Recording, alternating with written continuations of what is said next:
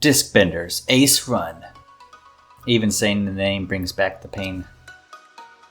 This was a virtual reality disc golf game that I developed specifically for the Oculus Quest and Quest 2. If you've never heard of disc golf, it's like playing a round of golf, but you throw discs towards the basket. I actually stumbled upon some tournament coverage on YouTube one day and I fell in love. I was bit by the bug and I jumped straight in. Virtual reality seemed like a great fit for this because you threw the disc with your arms while staying in one spot, and then again from where your disc landed, so you could just teleport there. And you could play by yourself, you could play with your friends, and the pacing allowed you to socialize while you were on the course while still keeping a score. The only problem was that the main mechanic of disc flight was a technical nightmare.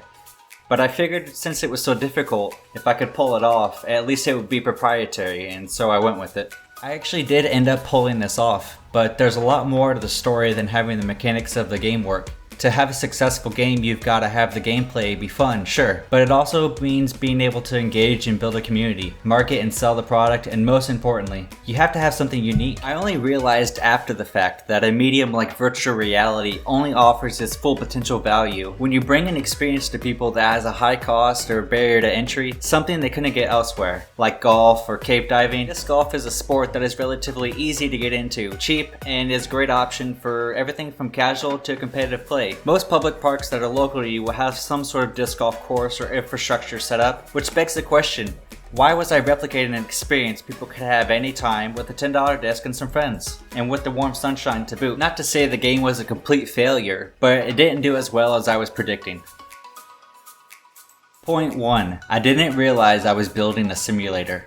All of the time throughout development, I was building one-to-one from the real-life sport of disc golf and bringing it into a virtual reality context. But I never really defined what was going to be different or interesting about it other than it's disc golf but in VR. Once I realized this, I was too far into the lifespan of the game and was forced to pivot, and this ironically became part of my marketing and branding as the ultimate disc golf simulator. As a creative, I'm really good at building technical systems from a given design or bouncing and building off ideas others have created from the ground up, and since I was still a young dev and this was my first game on the market, I was more than happy to lean on a concept that already worked, and I just have to figure out the technicalities of implementation. It allowed me to grow as a developer and designer in that respect, but it doesn't mean it was a unique concept or that it would be popular beyond its niche. While the overall gameplay patterns for a disc golf simulator wasn't compelling enough to have staying power, I will say that the immediate matchup of the sport's bodily mechanics were a great fit for virtual reality, which is what initially drew me to the concept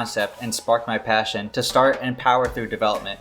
Point 2. Constrained under the ceiling of my platform. As a no-name developer, you have to start out somewhere, and for me, that meant being in a space where there wasn't a lot of noise to compete with, hence my attraction to the blue ocean of the VR ecosystem. In my mind, I'd rather be the best swimmer in my small pool, where I can learn and splash around a bit, before I take the leap to the Great Lakes, where I'll be a little minnow again, but at least I'll have experience. When I first started pitching the game's demo around, I had some minor interest from players, but was ultimately denied by Oculus to go on their official storefront. Defeated, I actually caught a small break when an operator from SideQuest, a platform for hosting and sideloading indie VR games, reached out about my denial and offered a home for the game. There, I started gaining traction and building an audience as I developed the game. Seeing the growth and potential for a space for smaller devs, Oculus ended up creating its own version of this called App Lab, where indies could put up their games and be integrated within the ecosystem, which meant players didn't have to sideload the games or update new versions of them manually, which was a huge boon to disc benders and other titles. Albeit this was essentially the back shelf of the game store, where if players asked Oculus if they had any disc golf games, they would say no.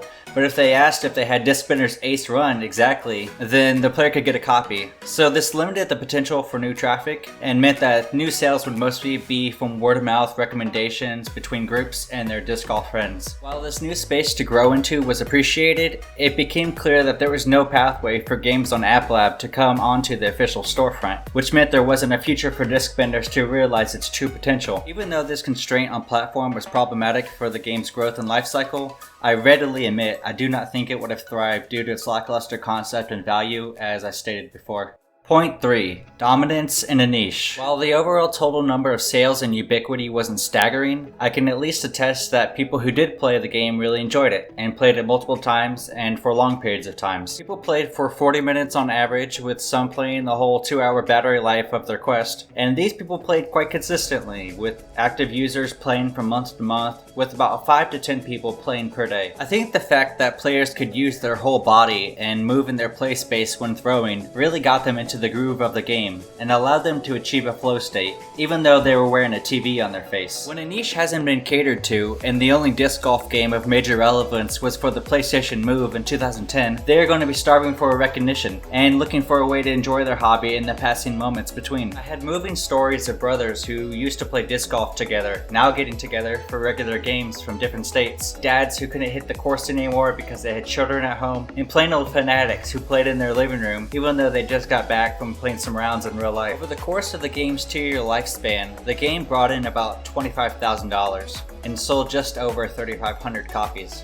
And I know what you're thinking, that's cheese and crackers, that's below the poverty line. And it's true, I didn't even make enough to feed a dog. And I only survived through this pursuit because I have a loving partner that was willing to support me through this endeavor.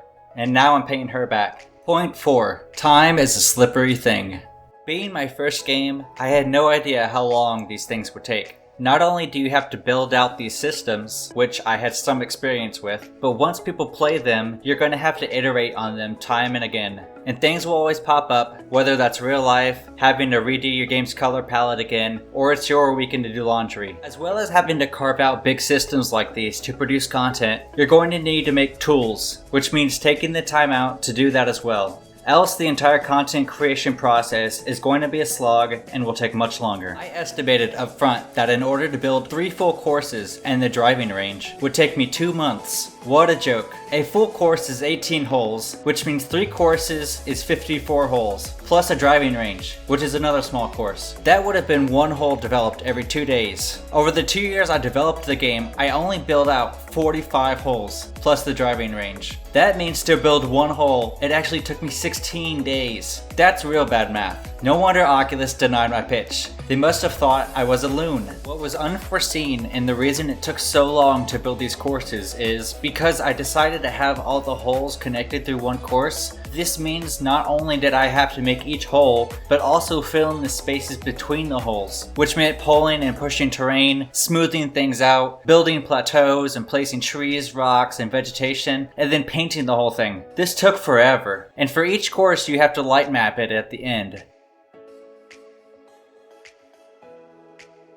There, you endured 5 seconds of light mapping. Now just imagine that times 1,000. Another time sink was having to design the courses myself. I had to think of each hole, its throws, what challenges were being presented, the difficulty, the flow, having spaces where you could see to other holes, etc. If I could do it again, I think I would have allowed myself to be more heavily inspired by popular real-life courses, as these have stood the test of time, and players and disc vendors could play them virtually, which would have been a really cool selling point. I started doing this after a while, but by then it was already too late, and my designs weren't standing up next to these courses people could play in real life, which means they started putting their headsets down. I was also supposed to have a dynamic weather system, wind, leaderboards, tournaments, and mini games. None of these made it in. Maybe with more developers, more time, or more money, these things could have gotten in. But also again, maybe not. Point 5. Pivoting and cutting my teeth. In my formative years as a developer, after barely graduating from university, I was applying for positions in the games industry like crazy, and I was getting no's at every corner. Although I tried to fit the mold, I was just too spread out as a person, and wasn't much of a follower of rules or process. It's tough when you feel like you don't have a place. It wasn't from lack of technical skill, it was from lack of experience. I had never contributed to or made a game that had been on the market, let alone making games that many people had played. I had no real-world experience, outside of making prototypes and doing game jams, but I could script and build systems as if my life depended on it. So I said to myself, if the industry doesn't want me, that's fine. I'll just have to prove to them that I'm here to make games. And if I have to do that on my own, that's fine. I'll show them. This gives you a little preview behind the sort of proving mentality I was prescribing myself into. As an autodidactic, independent, self-sustaining game developer with an entrepreneurial spirit, I took this cadence in full stride. Although I had felt like I had been pushed into this corner, I did own it. Every weekend it was, yeah well, if no one cares about your game, I guess you need to stay up until 4 a.m. working on texture formats. It's not like I shook a fist or had a spit of ire every time I developed something. A lot of it I did because I was proud of the work and it kept me humble. I did enjoy the process. And these extra miles did have large returns on the overall quality for the player experience, at least initially. But it was the continuation of this idea with the lack of returns on the game's metrics that increased my resentment for the game's development until it soured, turning an ugly color against me. Point 6. Burning as bright as a star. I killed myself on this game. I don't mean I worked really hard. I mean I worked too hard for too long, and it affected me, still to this day.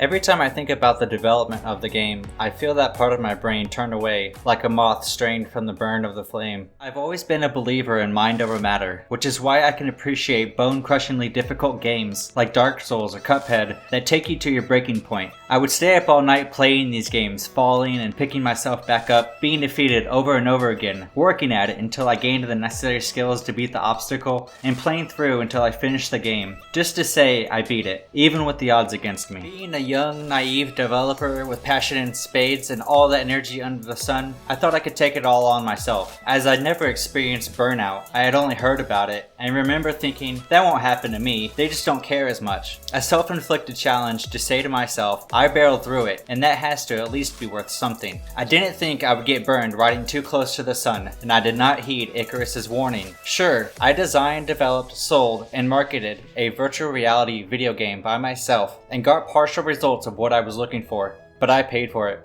Now I'm afraid to pull out the midnight oil, because if I do, I'm worried I'll burn out again. Everyone has the same pool of energy in themselves, and some choose to keep the burner on low for a very long time, and others choose to turn it up to max just to touch the stars, only to burn out in a few short moments. We all have our time in the sun, it depends on how you spend it. I remember specifically one day, I worked through the previous night and into the creeping hours of the day, just to put out an update for the game to run at 90 Hz. I had the weekend as well, but I wanted to stick to my word of this release date, even against the advice of my players. I worked until my knuckles turned white and I felt sick. Lacking any energy reserves, I was cutting through and running on fumes. Like trying to speed up to reach the next gas station when your tank is sitting on E. The problem is, I wore this as a badge of honor, that I would commit everything I had to this one thing, and I would push myself through whatever barrier reared its ugly head, and that to me was noble. The funny thing is, I hurt myself so bad creating the thing I loved, that it actually damaged my ability to continue doing it.